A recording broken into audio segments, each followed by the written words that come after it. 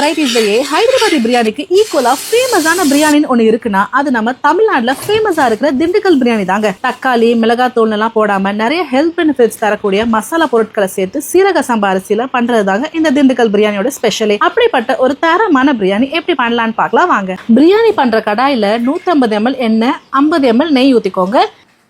எண்ணெய் மிதமா சூடானதுக்கு அப்புறமா 100 gram mutton கொழுப்பை சின்ன சின்ன பீஸா கட் பண்ணி சேர்த்து நல்லா சுருங்குற வரைக்கும் எண்ணெயிலேயே வறுத்துடுங்க. அந்த டைம்ல சின்ன வெங்காயம் 200 கிராம், பூண்டு 50 கிராம், இஞ்சி 25 கிராம், பச்சை மிளகாய் 5, இது கூடவே ஒரு கை மல்லி புதினா எல்லாத்தையும் நல்லா ஒரு பேஸ்டா அரைச்சு வச்சுக்கோங்க. ஒன்ஸ் மட்டன் கொழுப்புலாம் நல்லா சுருங்கினதும் அரைச்ச பேஸ்ட்டை சேர்த்துக்கோங்க. அரைச்ச பேஸ்ட் சேர்க்குறப்ப ஒரு சூப்பரான வாசனை வரும் பாருங்க, அவ்வளோ நல்லா இருக்கும். இந்த மசாலாவோட கலர் சேஞ்ச் ஆகி பச்சை வாசனை போகிற வரைக்கும் வதக்குங்க.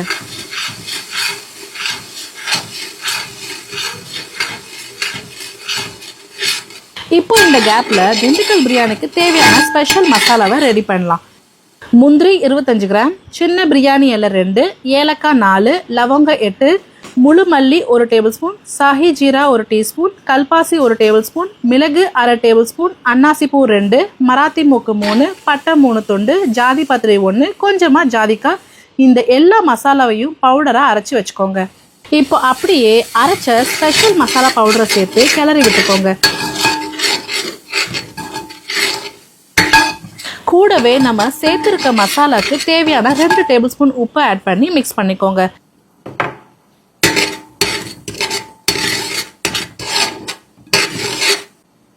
அடுத்ததா நல்ல கெட்டியா இருக்கிற மாதிரியான தயிரா பார்த்து ஒரு 200 ml சேர்த்துக்கோங்க. லேசா புளிச்ச தயிரா இருந்தா பிரியாணிக்கு ஒரு நல்ல டேஸ்ட் கொடுக்கும். அதே மாதிரி கெட்டி தயிரை யூஸ் பண்ணலனா கொஞ்சம் ஜாஸ்தி தயிர் சேர்த்துக்கிறது நல்லதுங்க. இப்போ பார்த்தீங்கன்னா மசாலால இருந்து எண்ணெய் நல்லா பிரிஞ்சு வந்திருக்கும். அந்த டைம்ல மட்டன் 1.25 கிலோ சேர்த்துக்கிறேன். நீங்க 1 கிலோ கூட சேர்த்துக்கலாம். இந்த திண்டுக்கல் பிரியாணிக்கு நம்ம தக்காளி மிளகாத்தூள்லாம் எதுவுமே சேர்க்க தேவையில்லை, சேர்க்கவும் கூடாது. அப்போதான் அந்த ஆத்தென்டிக்கான திண்டுக்கல் பிரியாணி டேஸ்ட் நமக்கு கிடைக்கும். மட்டனை நல்லா மசாலா கூட பரட்டி விட்டதுக்கு அப்புறமா 1.5 லிட்டர் தண்ணி சேர்த்துக்கோங்க, கரெக்டா இருக்கும். அரிசி புதுசா இருந்தா 1 லிட்டர் 400 ml சேர்த்துக்கோங்க, அதுவே போதும். தட்டு போட்டு மூடி மட்டனோட சாஃப்ட்னஸ்க்கு ஏற்ற மாதிரி ஒரு 45 நிமிஷத்துல இருந்து 1 மணி நேரம் மூடி வச்சு 75% மட்டனை வேக வச்சிடுங்க.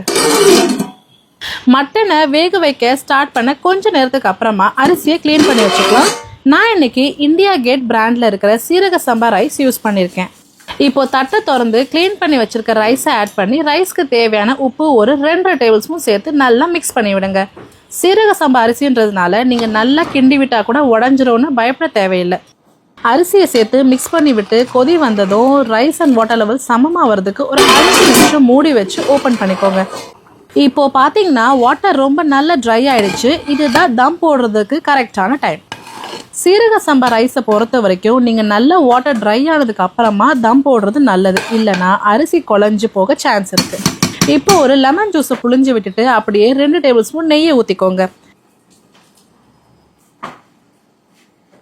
இப்போ தம் போடுறதுக்கு வாழை இலையை மேலே வச்சு தட்டு போட்டு மூடி வைங்க. நீங்கள் வாழை இலை வைக்காம கூட தம் போடலாம், வாசனை மட்டும்தான் மிஸ் ஆகும் உங்களுக்கு. இப்போ ஒரு 10 நிமிஷம் மட்டும் அடுப்பை லோ ஃப்ளேமில் வச்சுட்டு அதுக்கப்புறமா ஒரு 45 நிமிஷம் சும்மா தட்டு திறக்காம அப்படியே விட்டுருங்க. அதுக்கப்புறமா தட்டு திறந்து பார்த்தீங்கன்னா கொஞ்சம் கூட மனம் சுவை எதுவுமே மாறாமல் ஒரு எக்ஸாக்டான ஆத்தென்டிக் திண்டுக்கல் மட்டன் பிரியாணி ரெடி. நம்ம யூஸ்வலாக பண்ணுற பிரியாணி வீடியோஸில் பார்த்தீங்கன்னா மட்டன்லாம் இந்த மாதிரியான கலரில் இருக்காது. ஆனால் இந்த பிரியாணியில் பார்த்தீங்கன்னா மட்டன்லாம் ஒரு ப்ரௌனிஷான கலரில் இருக்கும். அதுலேயே உங்களுக்கு புரிஞ்சிருக்கும் இந்த பிரியாணியோட அவுட்புட் எப்படி வந்திருக்குன்னு. எக்ஸாக்டாக ஒரு திண்டுக்கல் பிரியாணியில் எப்படி மட்டன் இருக்குமோ அதே மாதிரியான டெக்ஸ்சரில் நமக்கு மட்டன் வெந்து வந்திருக்கு. ஓகே ஃப்ரெண்ட்ஸ், நீங்களும் மிஸ் பண்ணாமல் இந்த திண்டுக்கல் மட்டன் பிரியாணியை சீரக சம்பா ரைஸில் செஞ்சு டேஸ்ட் பண்ணி பார்த்துட்டு எப்படி இருந்துச்சுன்னு சொல்லுங்கள். நெக்ஸ்ட் வீடியோவில் பார்க்கலாம். பாய்.